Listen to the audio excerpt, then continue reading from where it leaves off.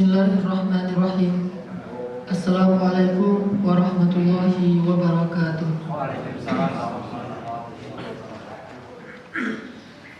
Alhamdulillahirabbil alamin. Alhamdulillahilladzi arsala rasulahu bil huda wa dinil haqq liyudhhirahu 'alad dini kullihi wa kafaa billahi shahida. Asyhadu an la ilaha illallah wahdahu la syarika lah wa asyhadu anna Muhammadan 'abduhu wa rasuluhu la nabiyya ba'dah.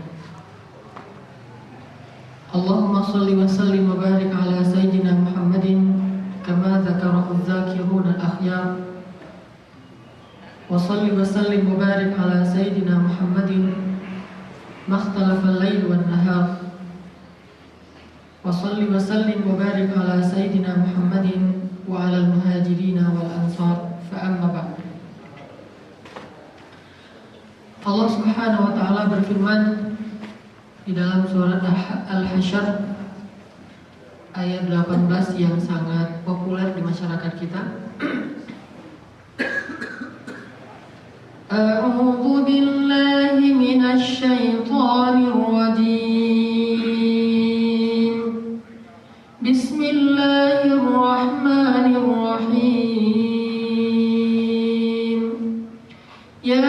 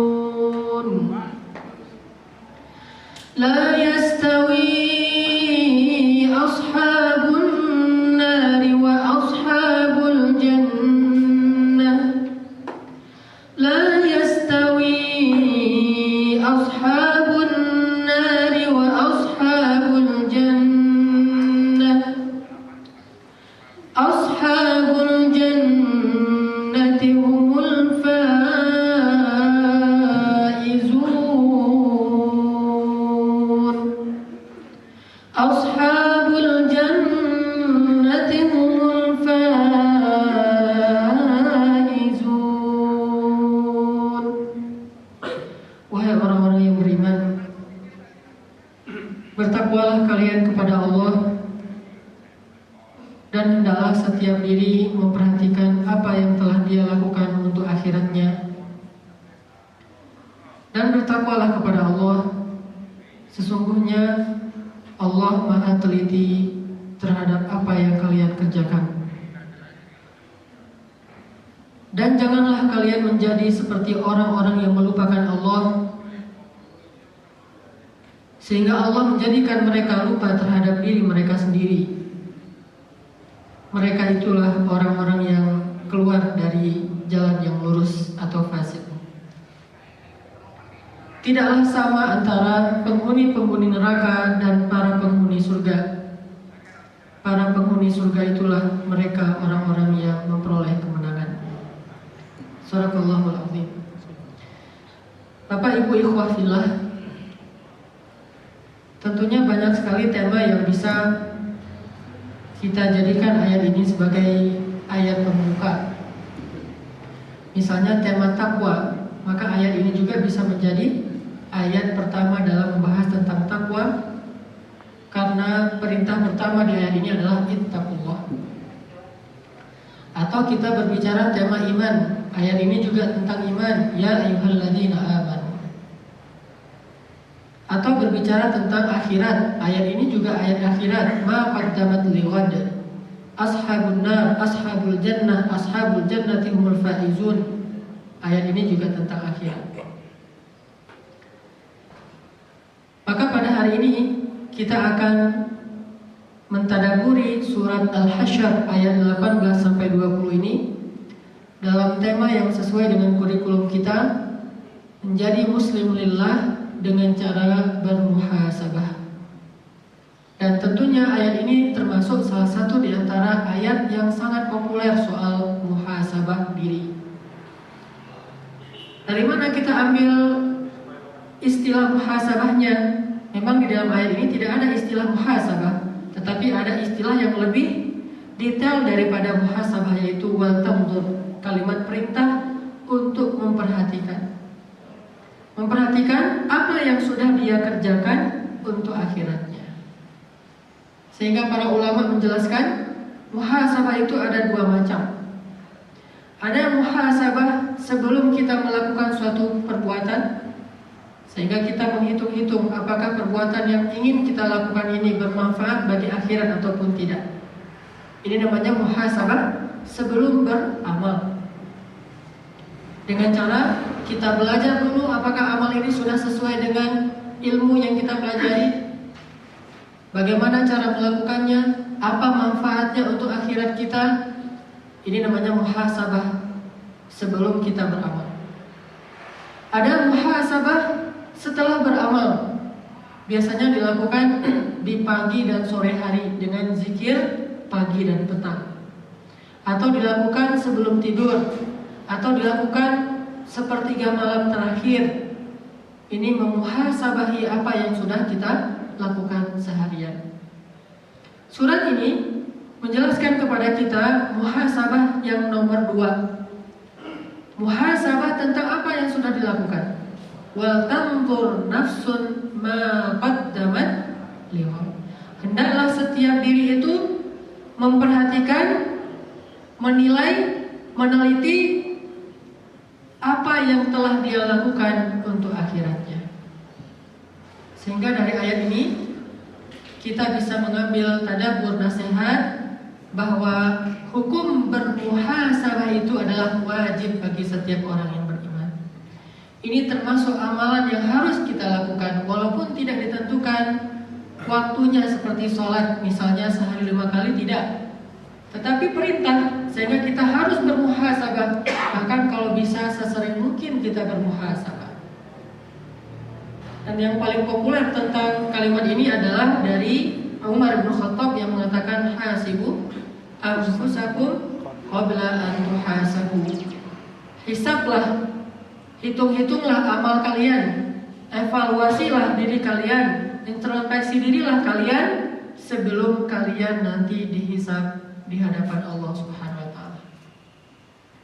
Jadi ketika kita mau tidur misalnya, atau ketika kita tengah malam sambil sholat malam, kita coba hisab diri kita, menghitung-hitung apa yang sudah kita lakukan sehari ini yang bermanfaat untuk akhirat. Coba kita hitung, sehingga kita bisa menilai waktu kita yang 24 jam itu lebih banyak kita pakai untuk apa. Apakah untuk hal yang sia-sia, atau untuk hal yang sifatnya duniawi saja, atau untuk hal yang sifatnya ukhrawi, atau untuk hal yang sifatnya dunia dan akhirat. Sehingga para ulama menyebut definisi zuhud. Zuhud itu secara istilah kata para ulama artinya meninggalkan hal-hal yang tidak bermanfaat bagi akhirat. Itu namanya zuhud. Meninggalkan segala hal yang tidak ada gunanya untuk akhirat. Kalau bahasa orang di dunia, meninggalkan perbuatan yang tidak ada gunanya untuk masa depan. Itu tidak akan kita gunakan di masa depan, hanya sia-sia saja. Maka dia tinggalkan. Ini zuhud dunia. Kalau zuhud dalam urusan agama, berarti dia meninggalkan segala urusan yang tidak ada manfaatnya untuk akhiratnya. Maka itu akan jadi salah satu bahan materi kita untuk kita muhasabahi. Apakah kita sudah menjadi orang yang zahid, yaitu meninggalkan hal yang sia-sia. Sia-sia di sini artinya nggak ada manfaatnya bagi akhirat. meskipun bermanfaat bagi dunia, sehingga kita bisa menilai diri kita dengan jujur, apakah kita termasuk orang-orang yang ashabun nar, na'udzubillah min dzalik, atau ashabul jannah. Inilah pentingnya muhasabah dalam kehidupan seorang mukmin. Nabi sering memuhasabahi diri beliau dan para sahabat. Biasanya pagi hari Nabi ketika selesai sholat subuh, atau mungkin di waktu duha, atau mungkin sore hari, Nabi suka mengumpulkan para sahabat lalu bertanya. Nabi pernah mengumpulkan para sahabat di salah satu waktu-waktu beliau, lalu beliau bertanya, siapa di antara kalian yang hari ini berpuasa? Bangunlah beberapa orang sahabat termasuk Abu Bakar. Siapa di antara kalian yang hari ini sudah bersedekah? Bangunlah sahabat-sahabat yang lain, tapi masih ada Abu Bakar. Siapa di antara kalian yang sudah menyambung silaturahim kepada orang yang memutuskannya? Bangunlah sebagian sahabat dan ada Abu Bakar.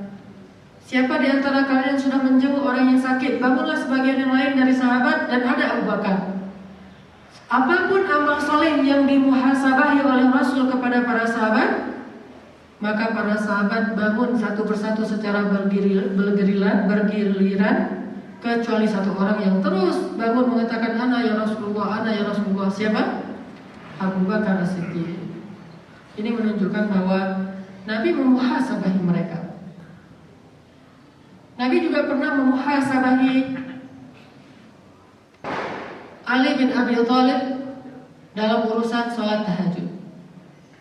Nabi datang tengah malam melihat cara-cara sholat tahajudnya para sahabat. Pertama Nabi datang ke rumah Abu Bakar dan mendengar Abu Bakar itu sholat dengan khusyuk dan banyak menangis, tapi suaranya pelan sekali, hampir tidak terdengar oleh orang lain.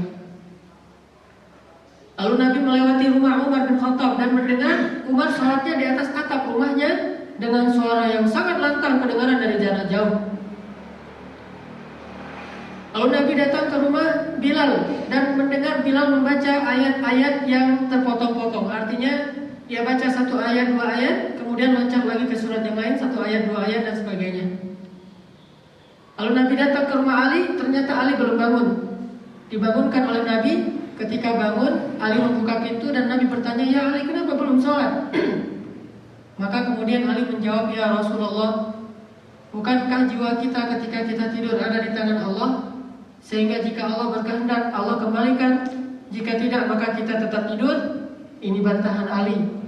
Sehingga Nabi pun pulang dengan kesal sambil membacakan ayat, wa kana al-insan aktsara syai'in jadala. Manusia itu suka sekali berdebat. Maka sejak saat itu Ali tidak pernah lagi meninggalkan sholat tahajud. Lalu ketika subuh, Nabi bertanya kepada sahabat yang tadi beliau pantau ya. Beliau tanya kepada Abu Bakar, ya Abu Bakar, kenapa kamu sholatnya pelan sekali suaramu? Kata Abu Bakar, aku khawatir mengganggu orang lain yang sedang istirahat ya Rasul. Kata Nabi, tinggikan sedikit, jangan terlalu pelan. Lalu tanya ke Umar, ya Umar, kenapa kamu teriak-teriak? Ya Rasulullah, saya ingin membangunkan orang-orang yang masih tidur. Kebalikan dari Abu Bakar. Abu Bakar takut membangunin orang, kasihan. Kalau Umar sengaja bangunin orang, makanya dia suaranya tuh teriak-teriak. Kata Rasulullah, bagus tapi jangan terlalu kencang juga, pelankan sedikit. Tanya kepada Bilal, Bilal kenapa ayatnya kok kalau bahasa kita mah comot-comot gitu? Kata Bilal, saya mengambil ayat-ayat yang semakna atau yang setema ya Rasulullah. Kalau bahasa kita mah ayat tematik gitu ya. Jadi takwa semua. Kalau iman semua, ayatnya ayat tematik. Kata Nabi, berikan hak surat itu. Maksudnya paling baik itu kalau baca Al-Quran tuntaskan satu surat, atau minimal dapat sepertiga atau setengah dari isi surat. Jangan ambil satu ayat loncat lagi ke ayat yang lain, kecuali untuk tadabbur. Tapi kalau untuk tilawah boleh, tetapi yang paling baik itu berikan hak surat.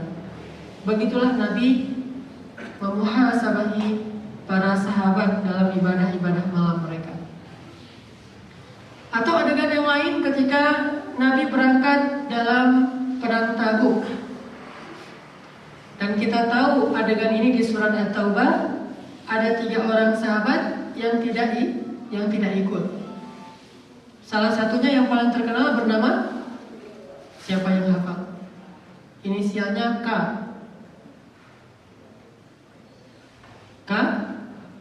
Ka'ab bin Malik.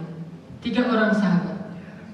Ka'ab bin Malik dan 2 orang lagi yang lebih sepuh dari Ka'ab bin Malik. Ini tidak ikut. Nabi menyuruh para sahabat untuk mempersiapkan bekal karena mereka akan berangkat, perjalanannya jauh di puncak musim panas melawan pasukan yang sangat banyak, yaitu Romawi. Romawi waktu itu diperkirakan sekitar 100.000, sedangkan kaum muslimin sekitar 30.000, jadi 1:3. Alhamdulillahnya perang itu kan gak jadi ya. Romawi balik arah, ada urusan lain sehingga Nabi pulang, dan itu dianggap sukses gitu. Karena Romawi tidak jadi menghadapi kaum muslimin. Bukan kaum muslimin yang mundur, tapi Romawi yang mundur. Nah, Nabi setelah memerintahkan sahabat bersiap-siap, semuanya pada pulang. Kemudian berangkatlah. Ketika sudah sampai di Tabuk, entah berapa hari perjalanan, Nabi bermuhasabah, bertanya kepada para sahabat, kenapa aku tidak melihat Ka'ab bin Malik? Nabi mengabsen, sebagaimana Sulaiman mengabsen siapa? Hudhud dalam kisah Sulaiman. Kenapa saya tidak melihat Hudhud? Mana dia? Dia kan panglimanya burung. Kok dia tidak menghadap dalam upacara atau apel pagi?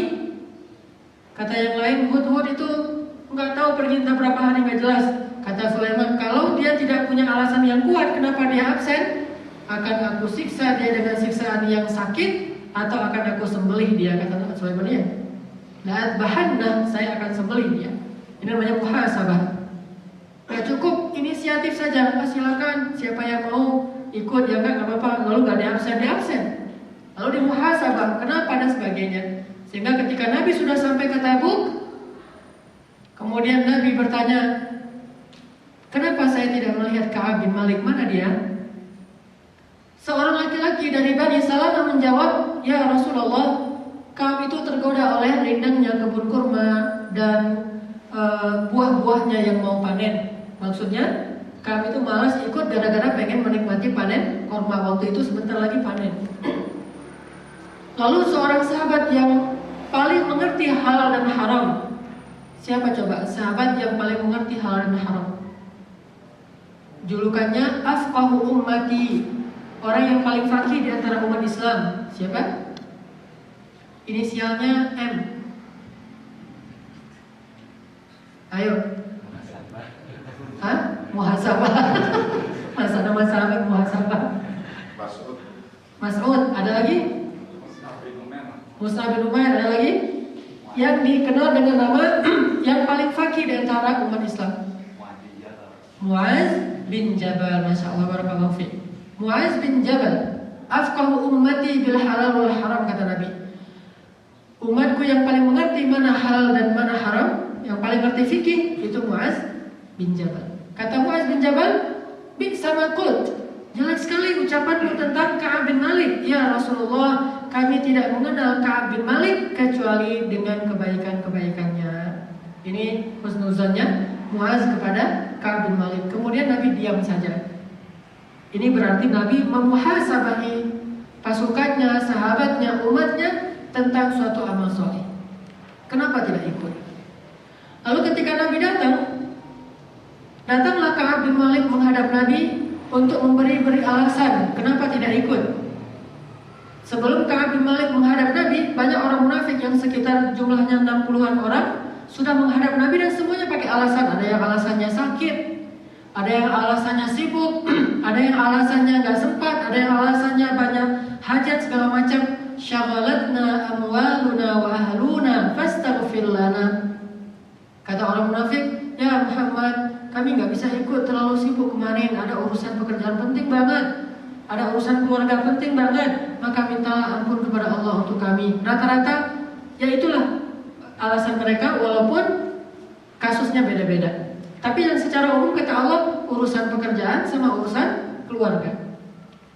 Lalu ketika orang-orang munafik yang berjumlah sekitar 60-an selesai memberi alasan dan Nabi semuanya meminta ampun untuk mereka, walaupun itu Allah nggak mengampuni, datanglah di barisan paling belakang Ka'ab bin Malik dengan alasan-alasan yang udah dia buat gitu. Tapi pas melihat wajah Nabi itu wajah yang cool gitu, wajah yang nggak peduli, nggak memperhatikan Ka'ab bin Malik, seolah-olah Nabi lagi nggak senang kepada Ka'ab, sehingga Ka'ab jadi nggak enak hati. Lalu akhirnya hilanglah semua alasan di kepala Ka'ab. Lalu dia menghadap Nabi dan jujur mengatakan, ya Rasulullah, saya tidak akan mengatakan apa yang dikatakan oleh mereka, yaitu orang-orang munafik. Sungguh tidak ada alasan bagi saya untuk tidak ikut, kecuali saya telah tergoda oleh hawa nafsu. Saya lemah. Lalu Nabi mengatakan, wahai Ka'ab, urusanmu itu aku serahkan kepada Allah. Coba, ini muhasabah yang serius, bukan cuma kenapa gak ikut, sibuk ya Rasulullah, ya sudah gak apa-apa. Itu bukan muhasabah, itu cuma nanya. Muhasabah itu yang serius itu harus ada konsekuensinya. Sama dengan kita, ketika kita memuhasabahi diri kita, jangan banyak memberi alasan untuk terlalu membela diri. Jadi kita mencari-cari berbagai macam pembelaan atau pembenaran agar kita tidak perlu merasa bersalah. Itu bukan muhasabah, itu namanya pembelaan. Muhasabah itu harus jujur, lalu kita cela diri kita hukum diri kita kalau kita tidak bisa melakukan suatu amal saleh. Seperti sahabat yang sesekali mereka meninggalkan sholat tahajud, mereka ganti itu dengan sholat duha dan sholat mutlak yang banyak, karena mereka muhasabahi diri mereka. Begitu Nabi memuhasabahi Ka'ab. Beda dengan bermuhasabah kepada orang munafik. Kalau orang munafik, muhasabahnya dengan alasan. Kenapa tidak ikut? Nabi juga gak tanya malah sebetulnya. Nabi gak mau bermuhasabah kepada orang munafik. Mereka aja yang datang karena pengen cari muka. Kan munafik itu bermuka dua. Mereka datang dengan alasan-alasan yang luar biasa. Terus Nabi mengatakan, ya Allah ampunkanlah dia, ya Allah ampunkanlah dia. Nggak dimuhasabahi oleh Nabi, nggak dievaluasi, nggak diberikan hukuman atau semacam konsekuensi dari absennya dia, enggak. Dia biarin aja sama Nabi. Tapi giliran Ka'ab, kata Nabi, urusan kamu dengan Allah, wahai Ka'ab. Pergilah gitu. Diusir oleh Nabi. Wajah Nabi itu nggak enak banget dilihat oleh Ka'ab. Pokoknya Ka'ab sangat tidak nyaman melihat wajah Nabi waktu itu. Wajah orang yang marah tapi ditahan gitu ya. Pergilah Ka'ab. Para sahabat semuanya nunduk, gak ada yang melihat wajah Ka'ab. Benar-benar dalam keadaan tertekan. Sampai bahasa Allah di surat At-Taubah, ketika bumi terasa sempit baginya, padahal bumi itu luas dan dadanya pun menjadi sempit, kan gitu ya.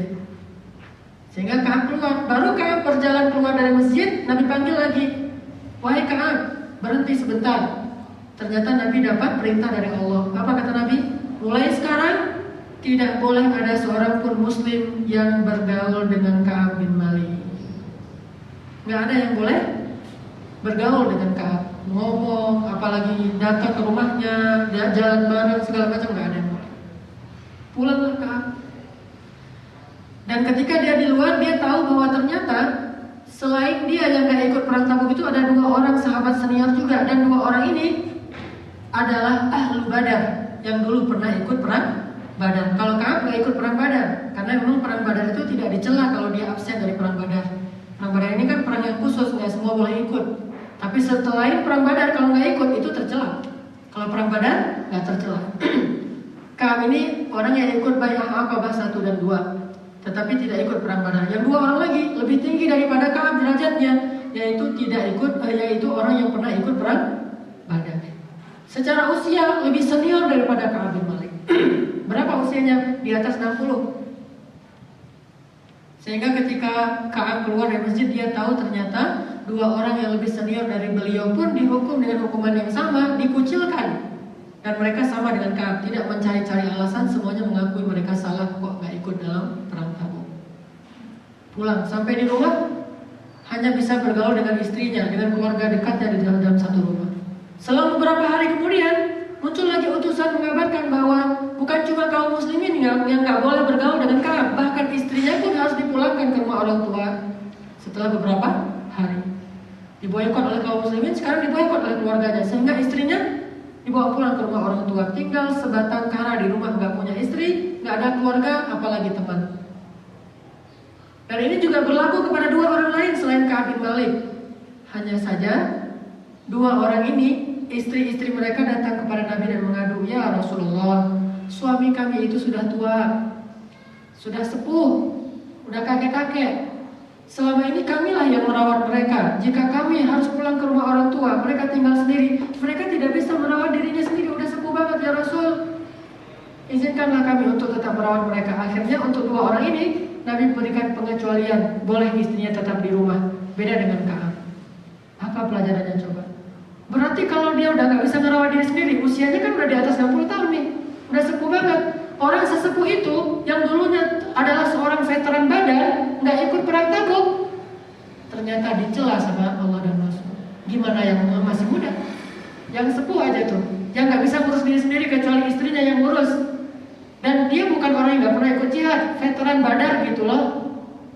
Badar yang Allah sudah mengampuni dosanya yang lalu dan yang akan datang. Dan setelah itu juga terus ikut perang-perang bersama Rasulullah, kecuali Tabuk. Dan Tabuk jumlah kaum muslimin itu udah banyak, gak kayak perang Badar cuma 300 orang, ini 30.000 orang. Sehingga kalau gak ikut satu orang dua orang kan gak ngaruh. Tapi gak berlaku istilah itu. Lagi pula perang itu kan gak jadi gak ada yang dirugikan kan ya. Gak berlaku juga, pokoknya dia gak ikut aja. Coba gimana kita mau cari alasan? Orang munafik banyak alasannya, tapi orang mukmin udah tua, pernah ikut perang, gak pernah absen kecuali sekali. Ini juga karena kaum muslimin udah banyak banget, tapi tetap aja dicela. Nabi serius memuhasabahi mereka, sehingga tiga orang ini wa'ala thalathatil ladzina khulifu, kepada tiga orang yang tidak ikut ini kemudian Allah hukum mereka. Sampai berapa lama? Waktu itu belum ditentukan berapa lama, pokoknya gak boleh ketemu siapapun. Dan kaum muslimin komitmen untuk tidak mau bergaul dengan mereka bertiga. Suatu hari Ka'ab datang ke rumah pamannya. Orang Arab itu kalau ke paman itu kayak kita ke ayah, dekat banget gitu ya. Secara emosional, ke paman itu bukan orang lain, itu ayahnya, pengganti ayahnya. Ka'ab datang ke pamannya, ketuk pintu, memberi salam. Pamannya ada di rumah tapi tidak mau menjawab. Mungkin menjawab dalam hati tapi tidak menjawab dengan lisan yang zahir atau jahar terdengar. Akhirnya Ka'ab memaksakan diri untuk masuk lewat dinding belakang. Dipanjat sama Ka'ab, terus dia loncat ke dalam. Pamannya ada di belakang. Kemudian dia bilang, "Wahai paman, aku memberi salam, kenapa paman tidak menjawab?" Pamannya diam aja. Coba bayangin, benar-benar dikucilkan. Terus pamannya pergi, dia halangi, "Wahai paman, bicara dengan aku keponakanmu." Pamannya cari jalan lain, pokoknya menghindar. Sampai akhirnya Ka'ab memaksakan memegang kaki pamannya, ingin ngomong, dia nangis. Baru pamannya mengatakan, "Aku tidak mau bermaksiat kepada perintah Rasul. Rasul memerintahkan untuk meninggalkanmu, maka kami meninggalkanmu." Coba lihat, ini namanya muhasabah, supaya sadar. Ini namanya mengintrospeksi umatnya supaya mereka sadar. Dan karena memang ketika seseorang sudah berbaiat dengan syahadatain, maka konsekuensinya dia harus dipaksa untuk menjalankan syariat Islam. Tapi kalau dia belum mengucapkan syahadatain, bukan orang Islam, maka kita tidak boleh memaksa dia untuk masuk Islam. La ikraha fiddin. Tapi kalau sudah menjadi muslim, dia dipaksa untuk menjalankan syariat, kecuali dengan keringanan dan uzur-uzur yang dibolehkan oleh agama. Ini menunjukkan bahwa luar biasa bagaimana Nabi memuhasabahi sahabat dalam urusan jihad. Padahal ini orang yang dimuhasabahi bukan orang yang imannya biasa-biasa aja, orang yang terkenal solehnya. Bahkan kata Mu'adz bin Jabal, "Kami tidak mengenal Ka'ab kecuali dengan kebaikannya." Akhirnya Ka'ab sedih. Dalam kesedihannya tiba-tiba datanglah seorang utusan dari kalau nggak salah dari Ghatfan, orang-orang yang masih tunduk kepada Romawi, orang-orang kafir, datang membawa surat kepada Ka'ab yang isinya apa? Ka'ab ini kan terkenal pintar. Dia bisa menulis. Waktu itu orang yang bisa menulis itu orang yang jarang gitu, bisa menulis. Kemudian dia ahli dalam bidang pembendaharaan negara, dia bisa ngatur pemerintahan. Pokoknya pintar aja Ka'ab ini. Sehingga datang dari utusan Ghatfan memberikan surat kepada Ka'ab. Suratnya berisi, "Wahai Ka'ab, kami telah mendengar cerita engkau dikucilkan oleh sahabat-sahabatmu. Kalau engkau mau, datanglah kepada kami, akan kami berikan engkau kedudukan yang tinggi." Coba godaan dari musuh. Begitulah kaum muslimin. Ketika mereka menjadi lemah, Ketika mereka meninggalkan syariat mereka, maka musuh akan datang menghampiri mereka dengan tersenyum dan menawarkan jabatan-jabatan kepada mereka. Tapi ketika mereka istiqomah di jalan Allah, musuh akan menggunakan 1001 cara untuk menjatuhkan mereka. Jadi kalau musuh senang sama kita, itu berarti kita agak-agak jelas statusnya. Kalau musuh khawatir dengan kita, benci sama kita, insya Allah berarti kita istiqomah di jalan Allah. Negara-negara yang dibenci oleh musuh Islam, mana negara yang dibenci oleh musuh Islam? Negara Islam yang dibenci oleh Amerika dan Yahudi misalnya, mana? Cuma satu di dunia, Palestina. Yang lain karena pemerintahannya agak-agak nggak jelas statusnya, sehingga nggak dimusuh-musuhin amat kan ya. Bahkan ada yang kalau banget berteman seperti Mesir dan Saudi itu. Saudi itu anak emasnya Amerika, Mesir itu orang yang mendapatkan donasi terbesar bantuan dari Amerika setiap tahun itu miliaran dolar. Kedua terbesar di dunia setelah Saudi. Jadi negara yang paling banyak dibantu oleh Amerika itu nomor 1 Saudi, nomor 2 Mesir. Putus bantuan itu di masa Presiden Muhammad Mursi. Muhammad Mursi dikudeta, sekarang lebih besar lagi bantuan dari Amerika. Bahkan terowongan-terowongan Gaza yang dulu dibuka selama setahun oleh Mursi, memasukkan senjata untuk Hamas dan obat-obatan, ditutup semuanya oleh Asisi. Jadi kalau ada yang dibenci oleh musuh Islam, itu berarti orangnya kemungkinan, walaupun nggak 100%, orang yang istiqomah di jalan Allah. Ini namanya muhasabah. Contoh muhasabah lain dalam zaman Nabi dan sahabat. Ketika Nabi sholat berjamaah, beliau sebagai imam bukan cuma memperhatikan shaf, tapi juga melihat, mengabsen gitu siapa-siapa aja yang nggak hadir nih. Saya cuma lupa nama laki-laki ini karena nggak terlalu sering disebut dalam sejarah. Nabi bertanya, Aina fulan, di mana fulan bin fulan? Kok saya tidak melihat dia? Karena jumlah sahabat itu masih bisa dihitung, sehingga beliau bisa memuhasabah siapa yang nggak datang. Terus seorang laki-laki menjawab, ya Rasulullah, dia itu malas. Kata Nabi, janganlah kamu menyebut tentang saudaramu kecuali dengan kebaikan, tapi tetap dimuhasabahi. Cuma dengan husnuzon, jangan muhasabah dengan cara suuzon. Muhasabah tetap muhasabah, husnuzon tetap husnuzon. Jangan gara-gara muhasabah jadi suuzon, banyak banget husnuzon ke orang lain. Oh pasti ini, pasti itu, segala macam. Enggak. Cuma tetap ditanya, kenapa? Gitu. Kok dia tidak hadir? Nah ini dilakukan oleh Nabi dalam sholat jamaah, di absen coba. Sekarang kita ada masjid kemarin, Masjid Al-Latif tuh, mau buat absen sholat subuh. Dianggap kita mah udah gede, bukan anak pesantren lagi segala macam. Dianggap seolah-olah ini seperti di pesantren. Nabi aja mengabsen para sahabat yang imannya lebih baik, jauh di atas kita. Gimana dengan kita? Nah, harusnya lebih kuat lagi diabsen oleh DKM atau ustadz yang ada di masjid kita. Dia harus mengabsen. Dia tanya, kenapa kalau nggak datang nanti ke rumahnya dijenguk, mungkin sakit, mungkin ada urusan apa yang bisa dibantu. Ini dilakukan oleh Nabi. Terus di zaman Umar juga pernah sholat subuh, ngabsen sahabat ngeliatin, kok yang dikenal dekat oleh Umar kok nggak datang. Akhirnya selesai sholat subuh, Umar langsung datang ke rumahnya. Pas Umar datang ke rumahnya, ini bisa kita baca dalam hadis-hadis tentang keutamaan sholat berjamaahnya. Umar datang ke rumahnya, ketuk pintu dibuka oleh istrinya. Umar nanya, mana fulan, kok saya nggak melihat dia dalam sholat subuh tadi? Kata istrinya, ya Amirul Mukminin, sesungguhnya dia semalam terlalu lama berdiri sholat tahajud sehingga gak kuat lagi sholat subuh ke masjid, maka dia sholat di rumah. Jadi alasannya kan bagus ya, karena kelamaan sholat tahajud akhirnya subuhnya gak kuat lagi ke masjid, sholatnya di rumah. Tapi kata Umar, sesungguhnya 2 rakaat sholat subuh lebih aku sukai daripada ibadah sepanjang malam. Sampaikan kepada dia seperti itu. Akhirnya Umar pulang, besok-besoknya dia datang lagi. Kayak gitu mereka mengabsen, memuhasabah amal di antara mereka. Dan kita pun melakukan ini harusnya kepada keluarga kita. Tanya ke anak kita, udah sholat belum? Hari ini bangun jam berapa? Kalau kita misalnya jarang di rumah atau di luar kota, atau hari ini udah ngaji belum? Ini dimuhasabah. Termasuk nanti hafalan mereka udah hafal surat berapa? Nggak harus dipaksa, tapi tetap harus dimutabah, muhasabah, diikuti terus, dievaluasi terus, supaya ada progresivitas dan nanti ada kemajuan, ada hasilnya. Likulli mujtahidin nasibuh. Setiap orang yang bersungguh-sungguh itu pasti mendapatkan hasilnya. Makanya muhasabah ini adalah perintah Allah.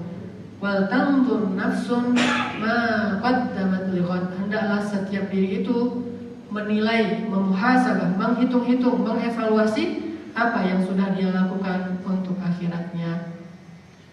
Lebih baik kalau misalnya kita punya seorang guru, lalu kita menjadikan diri kita sebagai semacam pengikut beliau, benar-benar terus ngikutin kayak seorang murid kepada guru di zaman-zaman para ulama, maka guru itu nanti yang akan memuhasabahi kita. Hari ini hafalannya udah sampai di mana, murojaahnya gimana, sholat jamaahnya seperti apa. Biasanya kalau gurunya orang yang soleh, dia akan memuhasabah dan memutaba'ah murid-muridnya. Ini yang dilakukan oleh Imam Malik kepada Imam Syafi'i, sampai Imam Syafi'i menjadi ulama besar. Ini yang dilakukan oleh Imam Bukhari kepada Imam Muslim, sampai Imam Muslim menjadi ulama hadis besar setelah Bukhari. Dan setiap mereka melakukan hal yang sama. Begitu juga Luqman kepada anak-anaknya. Dan satu lagi muhasabah yang dicatat oleh sejarah Al-Quran adalah muhasabah Yakub kepada 12 anak beliau. Ketika Yakub sakit keras, sakaratul maut, Yakub bertanya, "Ma ta'buduna min ba'di?" Apa yang akan kalian sembah setelah aku mati nanti, wahai anak-anakku? Ini namanya muhasabah. Walaupun muhasabah pertama, sesuatu yang belum dilakukan, tapi ditanya dulu. Di muhasabah langsung ditanya, langsung dimintai jawaban. Ma ta'buduna min ba'di? Apa yang akan kalian sembah nanti kalau aku sudah mati, wahai anak-anakku? Semua mereka, mulai dari yang paling tua sampai kepada yang paling kecil. Siapa yang paling kecil? Itu kakaknya, nomor 11, nomor 12-nya Yusuf. Sampai yang paling kecil menjawab, Allah Rabbuna wa Rabbukum. Allah lah yang akan kami sembah, Tuhan kami dan Tuhan kalian semuanya. Sehingga Nabi Yakub merasa tenang, meninggallah beliau dalam keadaan tenang karena anak-anaknya sudah berjanji tetap akan bertauhid kepada Allah. Kita juga bisa memuhasabah apa yang akan terjadi kepada keluarga kita. Bahasa lainnya mungkin wasiat gitu ya. Nanti kalau saya meninggal, kita wasiat kepada istri, kalau saya meninggal tolong kamu jangan pernah yang dilarang, meratapi mayit. Itu kan kewajiban suami kepada istri itu. Karena kalau seorang istri meratapi mayit suaminya, maka mayit ini akan disiksa oleh Allah. Hadis Bukhari Muslim dari Aisyah. Lalu para ulama bertanya, loh kenapa yang disiksa mayitnya? Yang meratapi mayit adalah yang hidup, kenapa yang disiksa yang mati? Kata para ulama hadis, ini artinya seseorang itu harus berwasiat sebelum matinya kepada istri dan anak perempuannya, karena biasanya perempuan yang meratapi mayit, agar tidak meratapi kematiannya nanti. Kalau dia nggak pernah memberitahu itu, lalu istrinya nanti meratap, maka dia akan menanggung dosanya. Sudah pernah pesan ke istri-istri? Belum. Ntar kita meninggal karena dia terlalu cinta sama kita gitu ya. Makin cinta, makin kuat ratapannya dan makin besar siksaannya kepada kita. Alhamdulillah. Sehingga kita pesankan pada istri kita, sayang gitu. Kalau aku meninggal, kamu jangan meratapi aku ya. Kegeeran kata istri. Ya, itu kan guyon. Tapi mungkin dia akan benar-benar perempuan kehilangan suaminya. Apalagi suami ini suami yang sangat dia cintai, akhlaknya mulia, pasti akan meratap habis-habisan. Saya pernah melihat, sering bahkan saya pernah membantu suaminya meninggal. Selama hidup dia sering marah-marahin suami, sehingga ketika suaminya meninggal dia nyesal banget. Selama ini nggak pernah baik sama suami, cuma suka marahin suami. Dan emang suaminya bandel sih, makanya dimarahin. Nah pas suaminya meninggal, saya datang ke rumahnya, saya juga ngurus jenazahnya. Pas mau dibawa ke kuburan, udah selesai semuanya pengurusan, tinggal dikuburkan. Istrinya pas suaminya dibawa keluar dari rumah langsung menjerit. Saya juga kaget, semuanya orang kaget, langsung pingsan. Sehingga kita langsung bawa ke kuburan. Pas kita datang dia masih gitu-gitu. Nah ini namanya meratap. Ini termasuk dosa besar. Cuma satu orang yang kematiannya boleh diratapi di antara kaum muslimin selain Nabi. Siapa satu orang itu? Sa'ad bin Mu'az. Cuma Sa'ad bin Mu'az, sahabat Ansar, yang kematiannya kata Nabi boleh dan layak sekali untuk diratapi. Sehingga ketika Sa'ad bin Mu'az meninggal dalam perang Ahzab, karena kena panah beracun. Lalu istrinya, ibunya meratapi Sa'ad bin Mu'az. Lalu para sahabat mengatakan, ya amatullah, wahai ibu, jangan meratapi kematian seorang laki-laki, itu dosa besar. Kata Nabi, biarkan dia wahai Bilal. Sesungguhnya setiap perempuan yang meratapi kematian suaminya itu dusta, kecuali yang meratapi kematian Sa'ad bin Mu'az. Cuma dia yang layak diratapi, yang lain gak layak diratapi. Ini menunjukkan bahwa muhasabah, seperti di awal saya katakan, ada dua bentuk. Muhasabah sesuatu yang belum terjadi, dan muhasabah sesuatu yang sudah terjadi. Yang belum terjadi tujuannya supaya terjaga agar tetap lurus. Yang sudah terjadi supaya kita mengintrospeksi diri, memperbaiki apa yang sudah keliru. Dan ini adalah perintah Allah, sunnah Nabi, kebiasaan para sahabat, dan kebiasaan para ulama-ulama yang soleh rabbaniyin. Mudah-mudahan kita bisa menerapkannya dalam kehidupan kita. Jangan cuma muhasabah tahunan di kantor, dievaluasi terus kinerja kita. Kita juga harus mengevaluasi spiritual kita, urusan agama kita dengan Allah Subhanahu wa taala. Mudah-mudahan ini bermanfaat. Barakallahu li wa lakum. Subhanakallahumma wa bihamdika asyhadu an la ilaha illa anta astaghfiruka